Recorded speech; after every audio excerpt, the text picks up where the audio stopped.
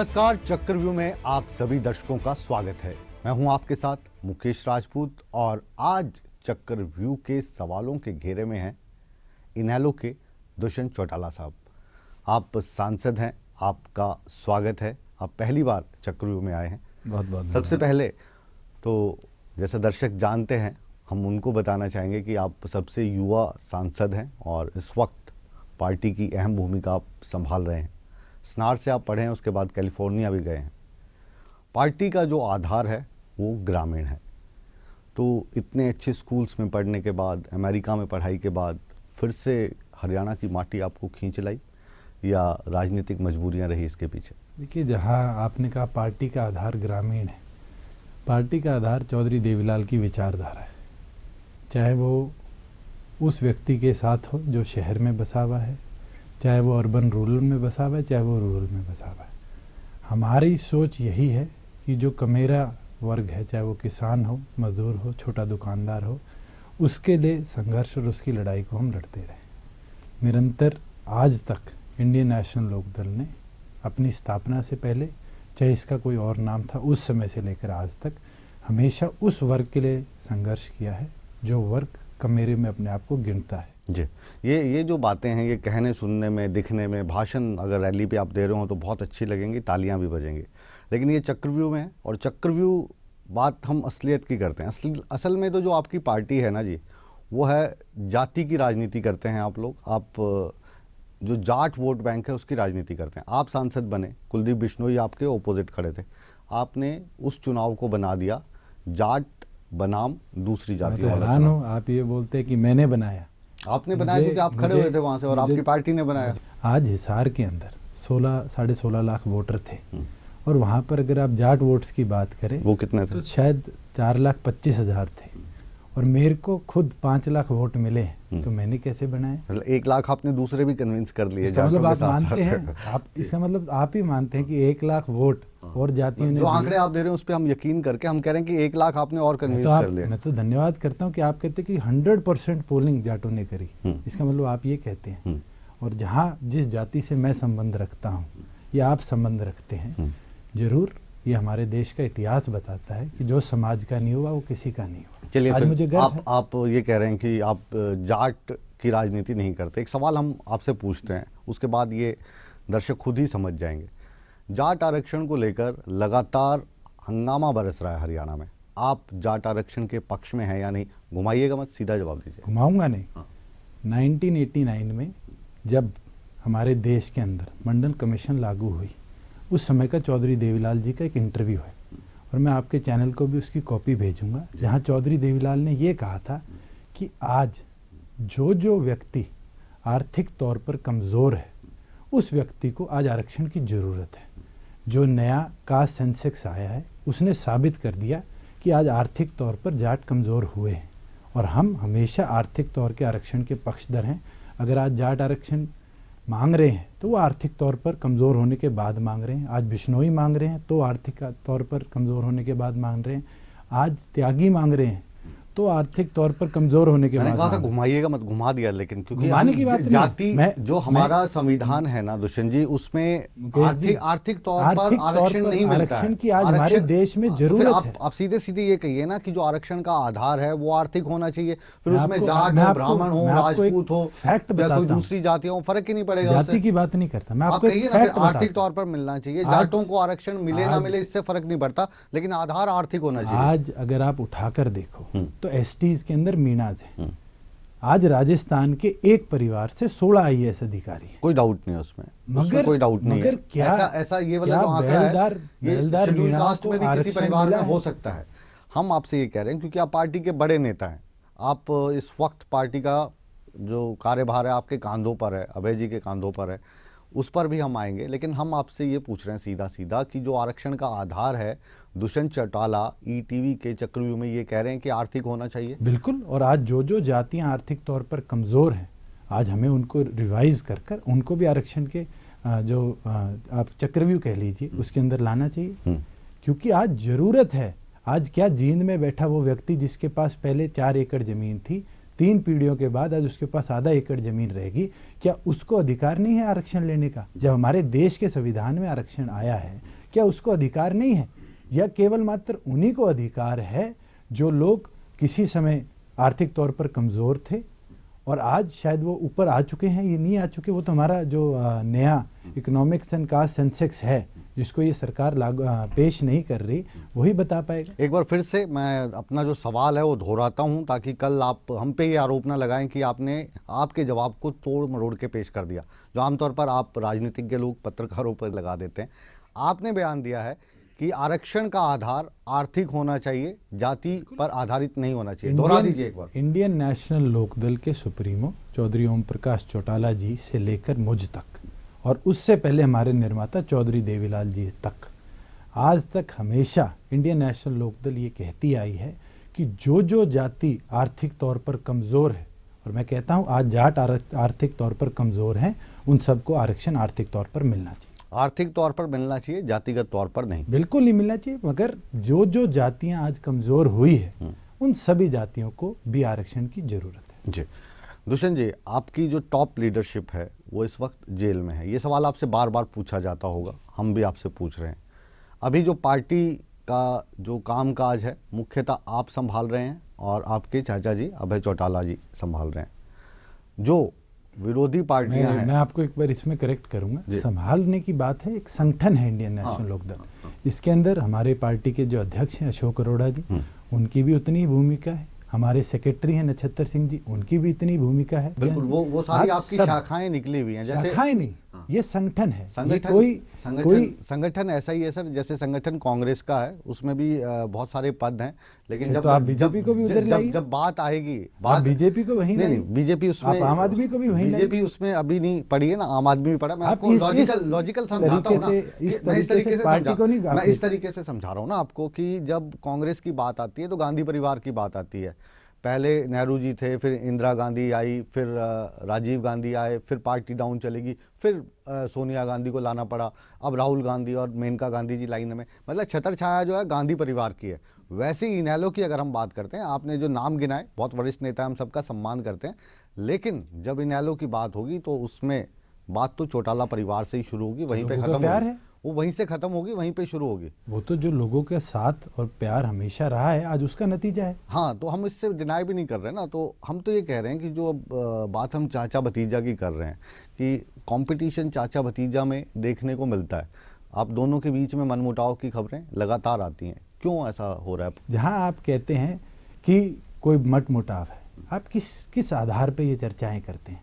थोड़े दिनों में तो आप शायद भूपेंद्र हुड्डा दीपेंद्र हुड्डा में भी मतमुटाव की बात करेंगे, थोड़े दिनों में तो राहुल गांधी सोनिया गांधी पे भी करेंगे, शायद ये तो आप पंजाब में भी, उत्तर प्रदेश में भी ले जाने की बात करेंगे।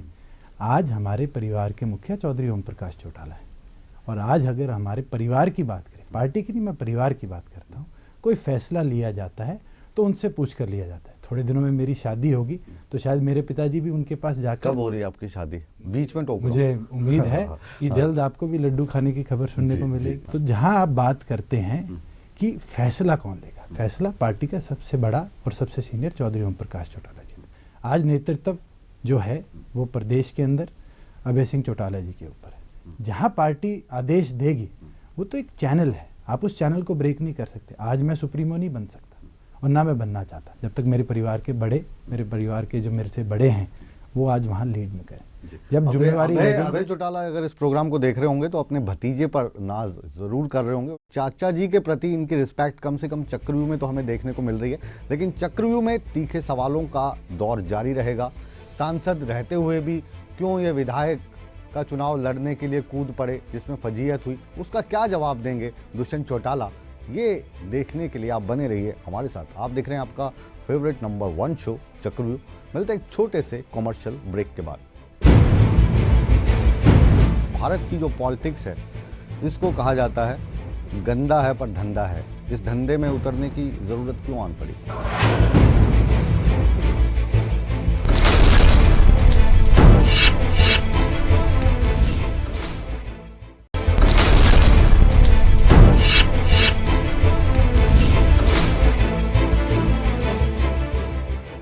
ब्रेक के बाद आप सभी दर्शकों का चक्रव्यूह में एक बार फिर स्वागत है। आज चक्रव्यूह में हैं आपके पसंदीदा नेता दुष्यंत चौटाला जी, सबसे युवा सांसद, और इस वक्त कांधों पर मुख्यतः इनेलो की बागडोर संभाल रहे हैं। आप का जैसे हमने शुरू में जिक्र किया कि आप सबसे अच्छे स्कूल, इंडिया के one of the best school स्नार से पढ़े हैं, उसके बाद कैलिफोर्निया गए हैं, वहाँ पर 4 साल पढ़ाई की है। तो इतने अच्छे स्कूल में पढ़ने के बाद, विदेशों में रहने के बाद, और भारत की जो पॉलिटिक्स है, इसको कहा जाता है गंदा है पर धंधा है, इस धंधे में उतरने की ज़रूरत क्यों आन पड़ी? देखिए, आपने एक पॉइंट से दूसरे पॉइंट बड़ा खींचा। अच्छा स्कूल बहुत ज़रूरी है। चौधरी देवीलाल जी, जब मैं 5th 6th के बाद 7th तक वो जिंदा थे, और जब मैं उनसे मिला, हमेशा उनका यही सवाल मुझसे होता था कि कौन सी क्लास में हो गया, कितना पढ़ लिया, और पढ़ना है, तालीम तेरी अच्छी होनी चाहिए। जब तक तो मुझे शायद तालीम का उर्दू का शब्द पढ़ाई का था, उसका मतलब भी नहीं पता था। और मेरा सौभाग्य है कि जैसे मेरे बोर्ड के एग्ज़ाम ख़त्म हुए, चौटाला साहब ने मुझे बुलाया और कहा कि तू विदेश में पढ़ के आएगा। तो मेरा एडमिशन SRCC में भी हुआ दिल्ली, और मेरा UCLA में भी हुआ। पर मुझे आदेश दिया गया कि तूने बड़े शहर में नहीं पढ़ना, तूने ऐसे शहर में जाकर पढ़ना है जहाँ खेती बाड़ी भी हो। और LA से 1 घंटा दूर बेकरफील्ड एक शहर था, वहाँ मुझे पढ़ने का मौका मिला। 4 साल में मैंने मेरी डिग्री कंप्लीट करी। क्या किया आपने? मैंने bachelor of science business administration करी थी। और वहाँ पर मैंने साथ साथ गाजर की खेती कैसे होती है, बादाम की खेती कैसे होती है, क्योंकि हमारा कीनू का क्षेत्र है, तो ऑरेंजेस की खेती कैसे होती है, इसके बारे में बहुत सीखा। और क्योंकि ये किसान परिवार से हूँ, राजनीति में तो शायद हम बाद में आए, खेतीबाड़ी से तो बहुत पुराना संबंध है, तो इसीलिए चौटाला साहब चाहते थे कि मैं रूट्स जो हमारी है उनके बारे में सीखूं। और जहाँ आप राजनीति में आने की बात करते हैं, मेरे तो 27 जनवरी 2013 को मास्टर्स के लिए कॉलेज शुरू हो रहा था, और 17 जनवरी को चौटाला साहब को और मेरे पिताजी को जेल में डाल दिया गया। मुझे तो पढ़ाई बीच में छोड़कर लोगों के बीच में आना पड़ा। और जहाँ राजनीति में आने की बात करते हैं, मैं 8 साल का था, मुझे याद है, चौधरी देवीलाल जी के लिए मुझे रोहतक जो लोकसभा चुनाव थे 1996 में, वहाँ डोर टू डोर करने का मौका मिला। और एक धारणा हमारे देश में बनी है कि राजनीति करने वाले का बच्चा अगर राजनीति में आ जाता है तो वो बिजनेस कर रहा है। क्या डॉक्टर का बेटा डॉक्टर बन नहीं था? क्या वकील का बच्चा वकील नहीं बनता? आज तो जजेस भी आप देखें तो जजेस बनाने में लगे हैं अपने बच्चों को। आज IAS चाहते हैं मेरा बेटा भी IAS बने। आज ऐसा कौन सा प्रोफेशन है जहाँ एक पिता या एक परिवार ये नहीं चाहता कि हमारी फ्यूचर जनरेशन उसको कैरियर आउट? मतलब जो पारिवारिक आप कहें प्रोफेशन है या सेवा जो भाव है, ये आपको मिलता रहे। आपकी पार्टी इनेलो के बारे में जो छवि हरियाणा में या हरियाणा के बाहर लोगों के दिलो दिमाग में रही है, हमारे दिमाग में रही है, वो ये है कि एक दबंग पार्टी है और इसका नाम चलता है। चौटाला बोले तो दादा टाइप लोग और दबंग लोग, और एक बार अगर कह दिया चौटाला के किसी परिवार ने तो वो बात तो होके रहेगी, सत्ता में है या नहीं है इससे कोई फर्क नहीं पड़ता। मुझे एक ऐसी चीज बताइए जो लोगों के हितों के लिए हमने आज तक गलत करी हो। मैं आपको एक एग्जांपल देता हूँ।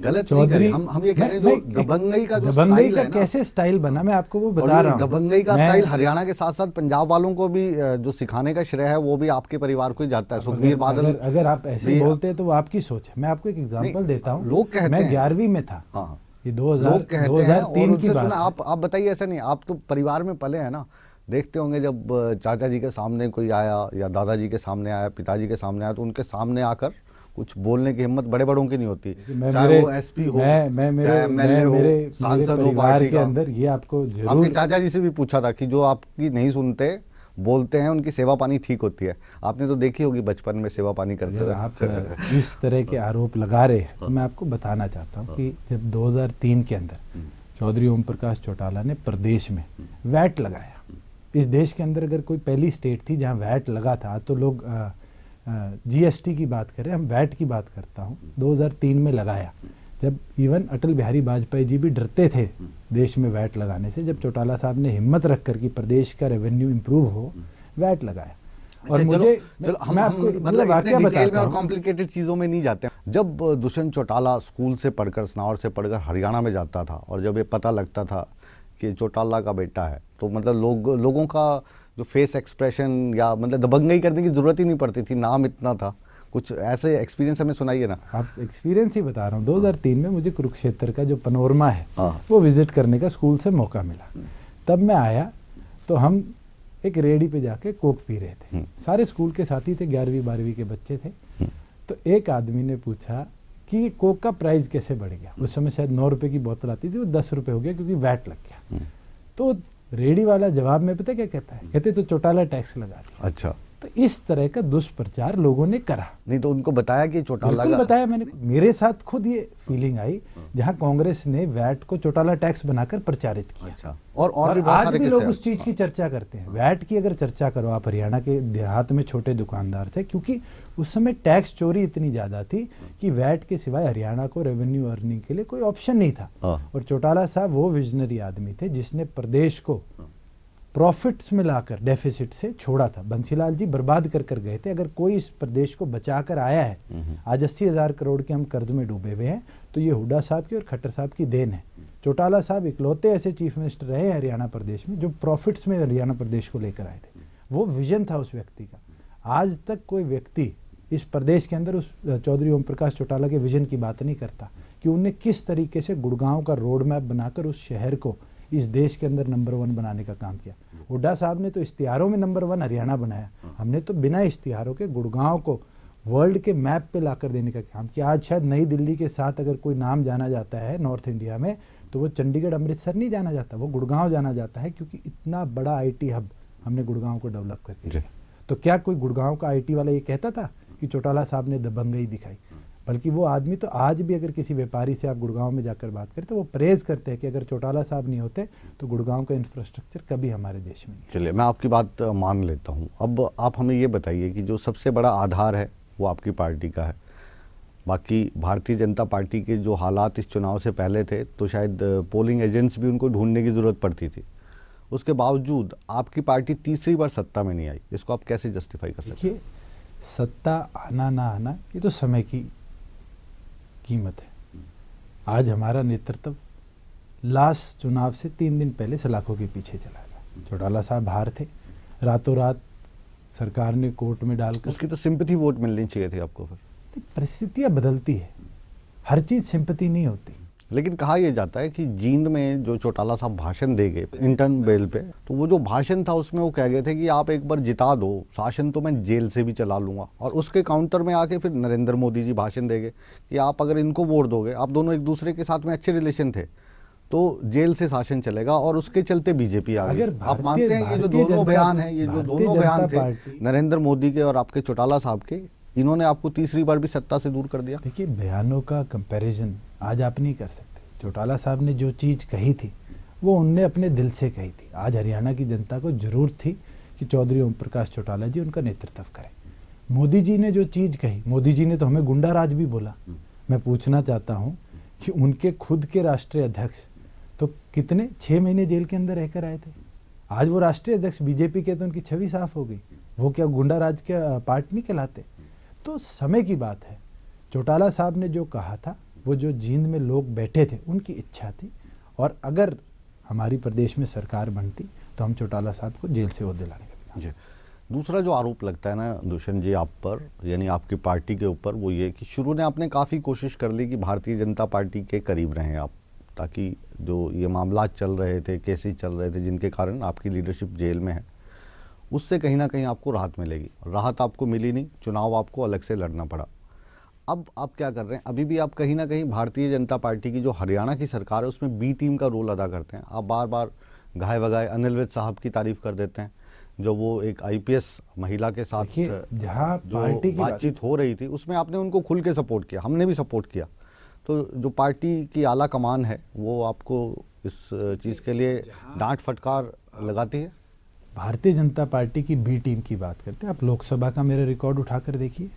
अगर भारतीय जनता पार्टी से पिछले 1.5 साल के समय में लोकसभा में किसी ने सबसे ज़्यादा हरियाणा प्रदेश के संबंधित सवाल पूछे हैं, हरियाणा प्रदेश की और हरियाणा प्रदेश की सरकार के खिलाफ अगर केंद्र की सरकार को जागरूक किया है तो मैंने किया है। प्रदेश की बात करिए, ये सिर्फ बहुत लोग नहीं, ये सिर्फ 2 लोग बोलते हैं। एक भूपेंद्र हुड्डा बोलते हैं और दूसरे किरण चौधरी जी बोलते हैं। और दोनों का एक ही मकसद है कि किसी तरह न्यूज़ में रहें। और मुझे लगता है कि आज जिस तरह के उनकी पार्टी में मतभेद हैं, उन मतभेदों को एक कवर शील्ड के तौर पर, उस मतभेदों को छुपाने के लिए दोनों ने एक रास्ता ढूंढा हुआ है कि इन लोगों को बी टीम बोल दो। आज उनसे पूछिए, जब बिजली के दाम बढ़े थे तो क्या कांग्रेस ने एक बार भी आवाज़ उठाई? हमने तो विधानसभा का दरवाज़ा भी खटखटाया, गवर्नर साहब के पास भी गए और शक्ति भवन पर भी हमने धरना दिया। वो तो आते हैं 200 लोग एक थर्मल पावर के नीचे खड़े होकर कहते हैं हमने धरना दे दिया। क्या बुजुर्गों की जो पेंशन 3 महीने तक नहीं मिली, आज 80 साल के बुजुर्ग को अंगूठा छापना पड़ता है, क्या एक बारी भी भूपेंद्र सिंह हुड्डा ने प्रदेश सरकार से आग्रह किया है? क्या एक बारी भी किरण चौधरी जी ने उनकी आवाज़ उठाई है? आज दिन दहाड़े लोगों को गोली मार दी जाती है गुड़गांव के अंदर, जींद के अंदर, क्या एक बारी भी कांग्रेस ने आवाज़ उठाई है? आज ये वो लोग हैं जो सिर्फ कुर्सी या ऑफिस की ड्राइंग रूम की राजनीति करते हैं, और न्यूज़ जब बन जाती है तो उसको फुलाने के लिए, बुटाने के लिए ये लोग आकर टीवी पे एक चीज कह देते हैं। ब्रेक पे जाने से पहले मैं अपने दर्शकों को बता रहा था कि दुष्यंत चौटाला जी सांसद थे, और सांसद रहते हुए भी आप उचाना का जो विधानसभा में विधायक के तौर पे वहाँ पे चुनाव में उतर गए, हार भी गए, फजीयत तो अच्छी खासी हुई उससे। क्यों किया आपने ऐसा? अगर चुनाव हारने जीतने से, आप सांसद थे ना, फिर क्यों विधायक? मैं आपको उसी का जवाब दे रहा हूँ। अगर आप चुनाव हारने जीतने को फजीयत बोलते हैं तो मुझे लगता है कि इस देश के अंदर ऐसा कोई राजनेता नहीं जो चुनाव कभी हारा ना हो। और जहाँ उचाना का चुनाव लड़ने की बात थी, मेरे दादाजी की कॉन्स्टिट्यूएंसी थी, उनके आदेश आए, पार्टी के सुप्रीमो ने मुझे एज अ कार्यकर्ता आदेश दिए कि तूने चुनाव लड़ना है, और ये मेरा कर्तव्य है इंडियन नेशनल लोकदल का एक कर्मठ सिपाही होने के नाते कि जो मेरे सुप्रीमो ने मुझे आदेश दिए मैं उस पर डट कर उतरूंगा। मैं चुनाव लड़ा, हार जीत तो चौधरी देवीलाल जैसे व्यक्ति की भी हुई जो सिर्फ 336 वोटों से रोहतक का लोकसभा चुनाव हारे, और लोग रोए, और वही उचाना में हुआ। आज भी लोग रो रहे हैं कि हमसे गलती हुई है, और मैं ये मानता हूँ हारूंगा जीतूंगा, जो मैंने वादा उचाना की जनता से किया था, एक सांसद के बतौर भी और एक एमएलए कैंडिडेट के बतौर भी उनके सुख दुख में हमेशा रहकर उनकी सेवा करूंगा। मेरे मन में इतना सा भी कभी संशय नहीं आएगा कि उन लोगों ने मेरे को हराया है। और राजनीति में अगर आप संशय लाने लगे, अगर आप ये सोचने लगे कि इन लोगों ने मुझे हराया, आप कभी राजनीति नहीं कर पाओगे, क्योंकि राजनीति का मतलब राज करना नहीं है, लोगों की सेवा करना है। और मेरा कर्तव्य यही है कि मैं उचाना की सेवा करूँ। जी, आखिरी मौका आपके पास, जो दर्शक इस कार्यक्रम को देख रहे हैं, कोई आप अपने दिल की बात हरियाणा के लोगों को, अपने वोटर्स को, देश के लोगों को कहना चाहें? देखिए, मैं तो इतना बोलना चाहूँगा कि हमेशा हमारा इंडियन नेशनल लोकदल परिवार का भी और मेरा भी ये फ़र्ज़ रहा है कि हरियाणा की जनता की जो मुख्य समस्याएं हैं उसको प्रदेश और देश की सरकार तक हम पहुंचाएं, जागरूक करें सरकारों को कि आपने ये कदम उठाने हैं। अगर हमसे कोई कमियां रही है तो मैं आप सबसे भी आग्रह करता हूं कि वो कमियां हमें बताइए, क्योंकि एक आदमी कमियों से सीखता है, उनको सुधारता है, जब भी वो आगे बढ़ सकता है। और उम्मीद रखता हूँ कि अगले 3.5 साल जो मेरे पास लोकसभा में, मैं हरियाणा के लिए और डट कर लड़ाई लड़ पाऊँ। दुष्यंत चौटाला, आपके पसंदीदा नेता आज चक्रव्यूह में सवालों के घेरे में थे। ये सवाल वही थे जो आप लोग इनसे पूछना चाहते थे, हमने इनसे बात की। अब इन सवालों के जवाब इन्होंने कितनी ईमानदारी से दिए, कितने गोल गोल घुमाए, इसका फैसला हम नहीं, हमेशा की तरह आप ही करेंगे। दुष्यंत जी, आपने कीमती समय में से समय निकाला, आपने चक्रव्यूह में आए, यहाँ पर हमारे सवालात का जवाब दिया। आपको बहुत बहुत शुक्रिया, और हमारी शुभकामनाएं आपके साथ हैं। आज चक्रव्यूह में इतना ही, लेकिन आप कहीं मत जाइए, बने रहिए ईटीवी के साथ। खबरों का सिलसिला बदस्तूर जारी है।